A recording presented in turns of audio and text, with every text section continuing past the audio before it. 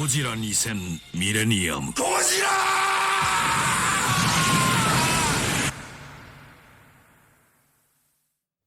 Happy belated Godzilla Day, G-fans. I hope you're all doing well and enjoyed Godzilla's 69th birthday as much as me.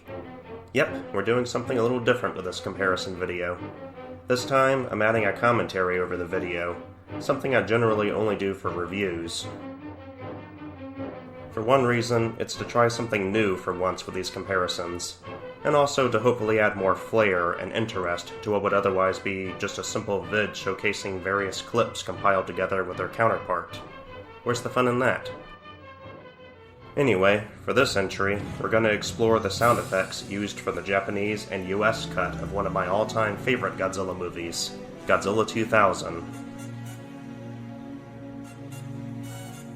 This was the first Toho Godzilla movie I'd ever seen in a theater, back in August 2000. Oh, how my then 8-year-old self enjoyed seeing Godzilla on the big screen for once, instead of a 12-inch standard-sized TV in my bedroom. It really was a dream come true. But it really sucked that it wasn't until 2014 that I could experience the thrill of a Godzilla movie in a theater again. What a bummer.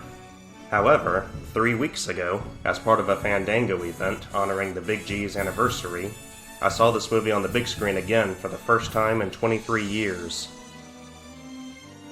It really annoys me that they only re-released these films on a Wednesday, and why this movie was released 2 days before the anniversary, but I digress. This was the first time I'd watched the movie in its original Japanese audio.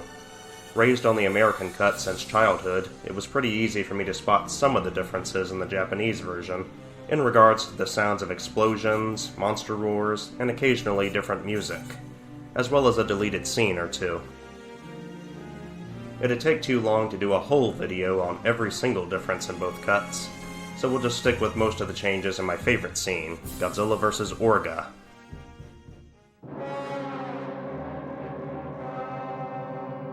One of the first things you'll see here is the slight difference in picture quality. While the Japanese version keeps things looking dark, the American edit has a brighter touch-up on the screen.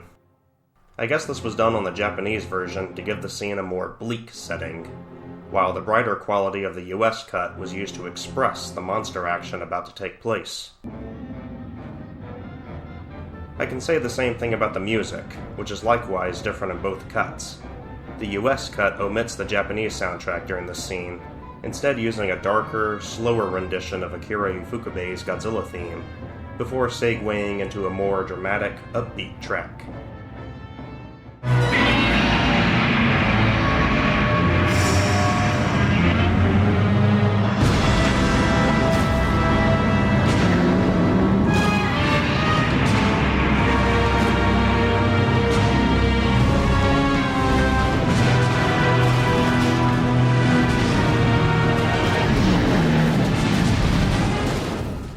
The Japanese soundtrack, composed by Takayuki Hattori, is the polar opposite, keeping all its notes rather consonant throughout much of the scene.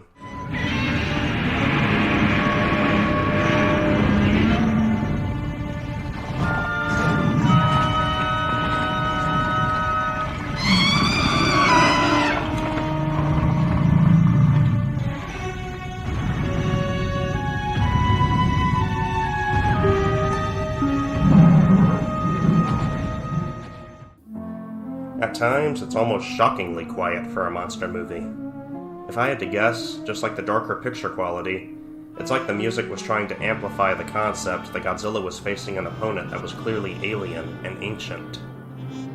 The only problem that comes with this, however, is that it creates kind of a pacing issue with the monster action, especially when combined with these rather mediocre sound effects.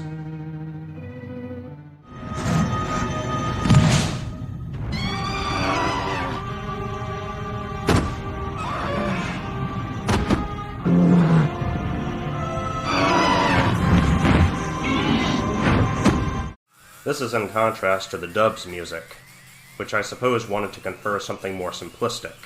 This is a Godzilla movie, and we're about to have a hell of a time watching two behemoths smack the ever-loving out of each other. Dial it back. Much of the sound effects have also been replaced by stronger, louder thuds, which really make the action seem more brutal.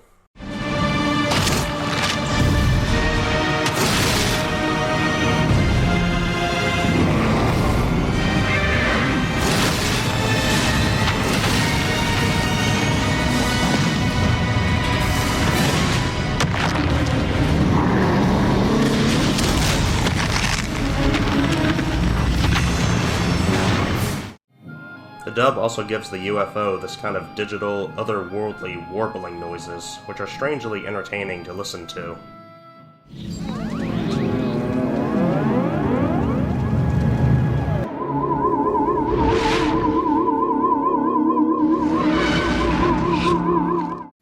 The saucer in the Japanese version barely makes any noticeable sounds, which kind of made its attack scenes a little dull, I think.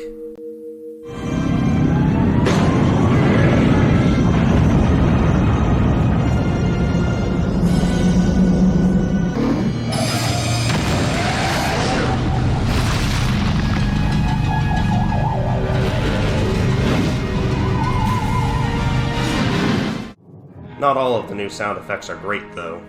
An example of one I find kind of strange, even questionable, is the sudden, high-pitched rhythm that played just when Orga knocks Godzilla across the face. I don't understand that noise or why it was added in. Going back to the soundtrack, I highly approve of the dub's music, provided by J. Peter Robinson. I think it's a huge improvement over Hattori's score, as it really elevates the action and pacing. The newly added sound effects do likewise, and that's what saves the movie for me, which I'll explain in more detail later. Also, Orga's vocals are different in both versions. The Japanese version has this sort of high-pitched wailing noise, which was actually a modified sound of Desghidorah in Rebirth of Mothra.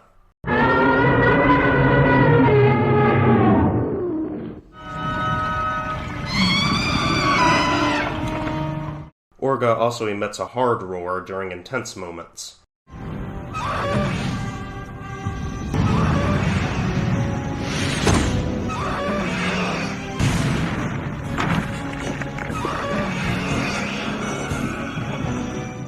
Which derives from Cretaceous Ghidorah in Rebirth of Mothra 3.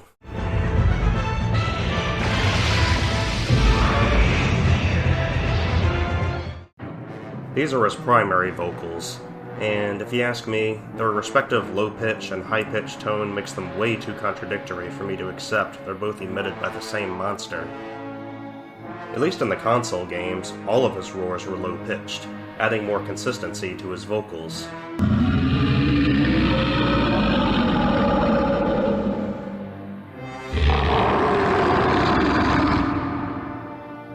Compare his movie roars to the dub, in which Orga emits these hoarse moaning noises.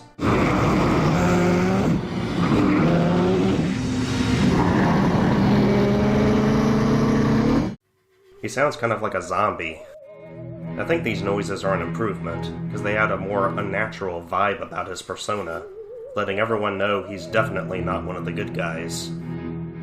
And speaking of different roars, the Big G himself has also gone through a voice makeover for the dub.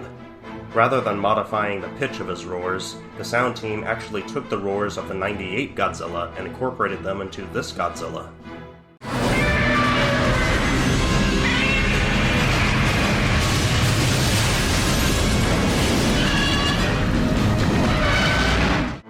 Now that's just awesome. I have no idea if this was done simply to add more of an oomph to Godzilla's presence, or a sly way for the creators to give the middle finger to the TriStar movie, but either way, I love how G98's vocals sound with 2K Goji. They don't seem out of place at all. On a side note, I think it's worth pointing out that on the commentary track, the American creators tried to deny using the TriStar Godzilla's roar. Some people thought that we had reused the roar from the Emmerich version, but we did not, because we actually... We didn't use any of the Emmerichs. No, I don't think we even had the Emmerich ability footsteps, to. Yeah. But a quick little montage says otherwise.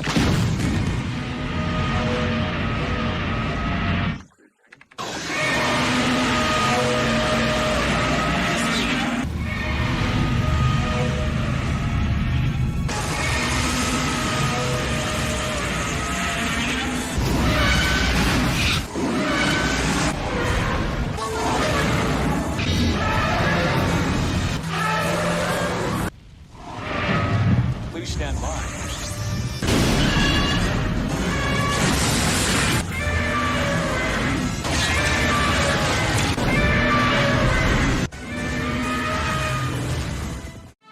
By the way, big shout out to Space Hunter M for creating that montage you just watched. I modified the sequence order a little bit, but it's otherwise still his idea. When it comes to which version I prefer, I'm going to have to go with the US cut, which seems to be the general consensus amongst fans, who really admire the more intense music cues, louder sound effects, better pacing due to certain scenes being cut or trimmed down, overall making for a more endurable experience. It's one of those rare times where the American dub is considered superior to the Japanese original. Supposedly, even the movie's director, Takao Okawara, prefers the American re-edit over the version he made. If you prefer the Japanese versions of these films, including this one, that's okay. Each to their own. But when it came to this particular entry, well, I don't know about the rest of you, but in my opinion, I found it kind of lacking some of the excitement I'd come to expect. No joke, when I watched this in the theater a few weeks back, there were a couple of times where I found myself struggling to stay awake. And there's something I never thought I'd say about a Godzilla movie. Maybe it's because I'd just gotten off work earlier that afternoon, or maybe the Japanese version just didn't quite do it for me in regards to action and excitement. Given the enhanced quality of the version I grew up with, I guess I kind of expected more from this version and went in with higher expectations than I probably should have. I didn't hate the experience by any means, of course. It just wasn't what I expected. Regardless, it'll always be nice to know Godzilla 2000 was the first Toho Godzilla movie I'd ever seen on the big screen in both its English and Japanese version, respectively. For that reason, I can die happy.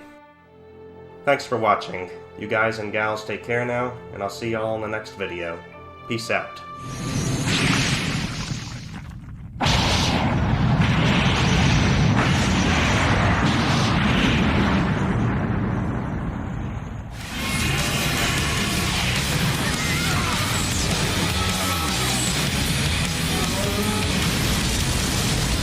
Godzilla 2000. If you can't take the heat, run.